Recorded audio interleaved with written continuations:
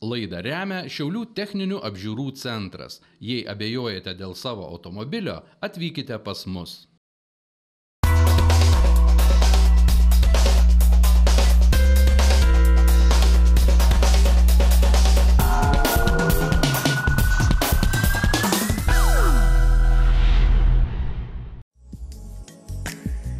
Šiaulių rajono Romučių kaimo 2 aštuonbučių namų gyventojai jau ne vienerius metus gyvena lyg ant tiksinčios bombos.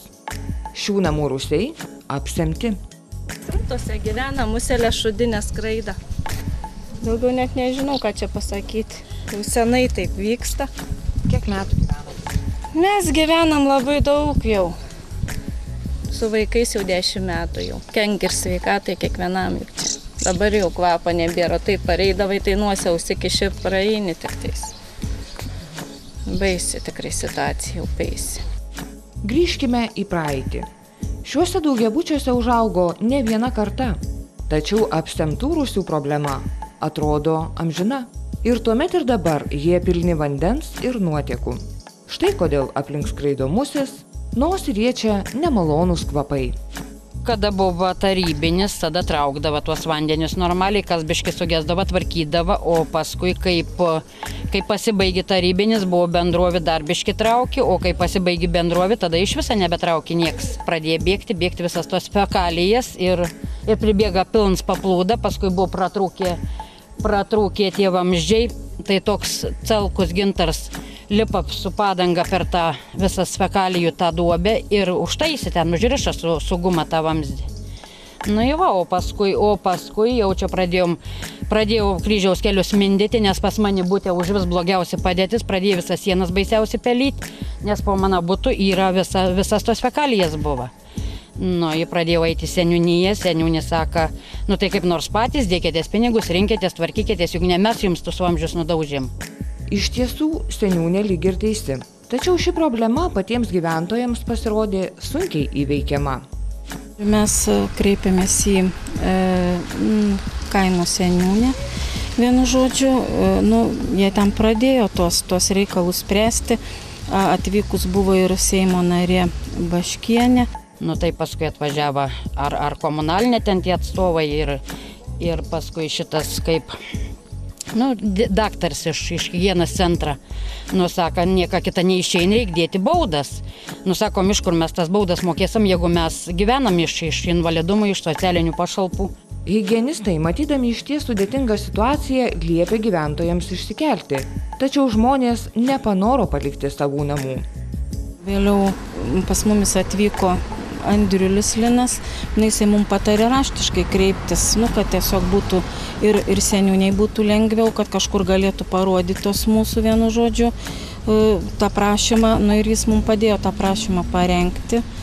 Ir tada aš pati nuvežiau asmeniškai seniūniai, ir tada vienu žodžiu mums padėjo, pradėjo judėti tie visi darbai. Romučių bendruomenė kreipėsi į mane teisinės pagalbos, nes pas juos užsisenėjusi problema, 5 metus neišsivalo kanalizacija, sugriuvę vamzdžiai ir nuvykęs aš taip gavosi, kad padėjau, jiems sėdau prie kompiuterio ir padėjau parašyti raštą, suformulavau mintis, suformulavau, ką reikia rašyti, pasakiau, kaip reikia ir kur reikia kreiptis, kad užsidėtų štampuką ant prašymo ir kad seniūnija sureaguotų.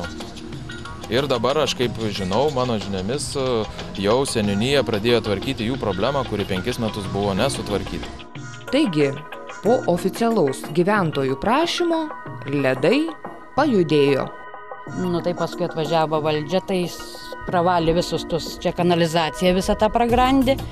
Ir paskui sutvarkė viską, visus tus vamzdžius čia ir ištraukė išsiurbytus visus sklepus, daugiau liepė patiems tus senus kladus, su tą medieną visą įsinešėmės. Kiek galėjom, bet dabar vis tas vanduo randas, ar iš apačios, ar iš kur. Čia vandens kiek gali būti, aš galiu pasakyti iš karto, čia per vieną laištuką yra. Kiek čia gali būti? 30 cm.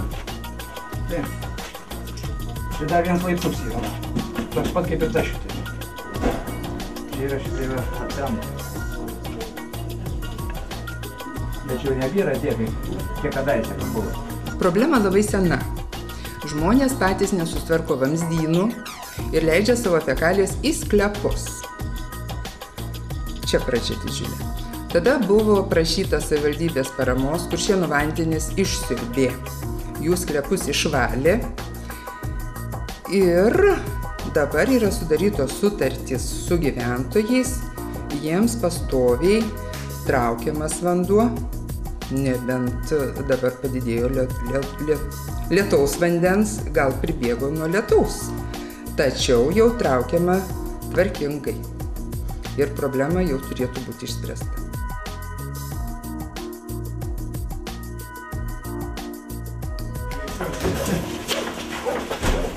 Va. Čia išvis tragedija.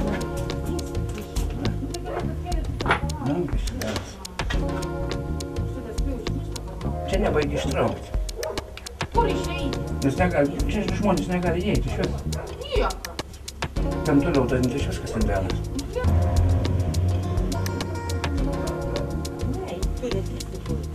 Bet kad bus suradę. O kada pakalbėti? Bet iki galo viskas yra nedabaigta, nes atvežė nupirka tą bačką didelį, mūsų rezervuaras yra sens užgriuvęs ir tą rezervuarą irgi išlauka eina vanduo. Nu ir va, dabar kiekvieną pirmadienį atvažiuoja trauk tą vandenį iš čia, o dar su tuo mokesčiu nežinom, dabar va šį mėnesį gausam mokėjimus, matysim, kiek čia mes mokėsim už tą vandenį, bet dažnai labai trauk. O ta bačka čia, kai buvo atvažiavęs pavaduotojas, sakė, kad, nu, turim statyti bačką, nes čia iš lauko eintas vanduo. Nu jau vai, taip ir tebe vargstam. Kas čia yra? Jau sausa rezervuaras yra čia, tai va. Čia yra rezervuaras? Taip, čia po to skladu, o paskui ten po antroji, tas pats. Čia tiek yra šitai va. Pirmadienį traukia, šitai vėl čia nepilnas. Ta prasme, čia rezervuaras, į kurį subėga abiejų namų nuotekos. Taip. Vanduo. Taip. Iš vandens, kaip čia yra vamzdžiai, atvesti po namais, po žeme. Čia yra vamzdžiai, taip, šitai va, ten šulniukai yra, viskas iš vieno namą, iš kitą namą, ir viskas subėg čia šitai va. Į tą šitą subėga. Ir čia atvažiuoja kiekvieną savaitę traukia? Pirmadieniais traukia, bet mes tiek neprileidom to vandens.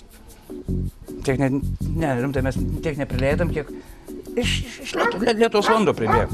Dabar tą bačką šitai atvežė. Sako, neturim finansų, bačką įkasti. Įkastų čia bačką. Čia galėtų kažką tai padaryti, aišku, ten užmūryti, kažką padaryti, kad čia nieks nekristų. Aš klausiau Kuršėnų vandenis, tai sakė, sutvarkė. Nors valdžios atstovai tikina, kad visi darbai baigti, tačiau naujoji nuotekų talpa dar neįkasta. Turbūt valdininkai ir vėl laukia naujo ant popieriaus surašyto prašymo. O kiek tų prašymų iš viso reikės, kad Romučių gyventojai ramiai gyventų? Lašas po lašo ir akmenį pratašo.